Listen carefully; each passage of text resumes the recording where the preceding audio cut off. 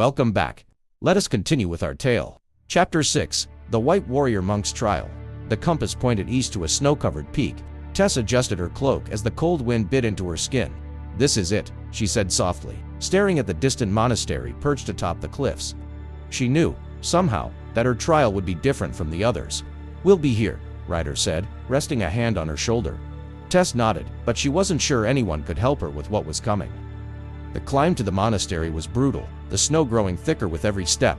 By the time she reached the entrance, Tess's legs ached, and her hands were numb. Yet she forced herself forward, pushing open the heavy wooden doors. Inside, the air was cold, but still, the walls lined with old prayer flags that swayed gently. A figure sat cross-legged in the center of the room, and Tess's heart froze. It was her, another version of herself, draped in white robes, with sorrow etched across her face. "This is where you face what you've hidden," the reflection said. Tess clenched her fists. "Great. I came all this way for a guilt trip," she muttered. But deep down, she knew this trial was about more than that. Suddenly, figures appeared around her, phantoms of people she had failed or hurt, an old friend she'd abandoned, a sibling she had argued with and pushed away, moments where she had chosen fear over courage. The ghosts whispered accusations, and Tess felt her resolve waver. "You can't fight your regrets," the reflection said. "You can only accept them."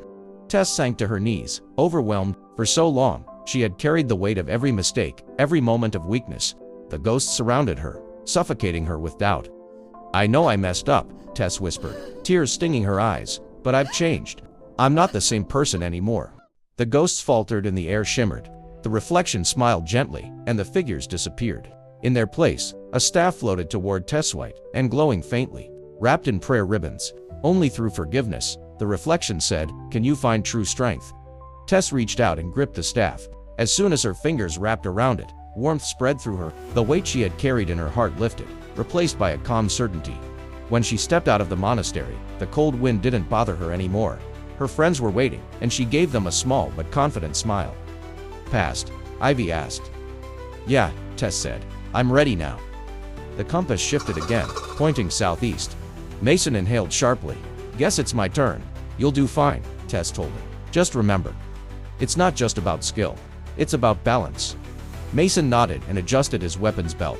As they walked toward the jungle ruins where his trial awaited, he mentally prepared himself for what was to come. If you enjoyed so far, please leave a like, share and subscribe to the channel. The Chameleon will drop a new chapter every week. Same time and same place. Goodbye for now, you little critters.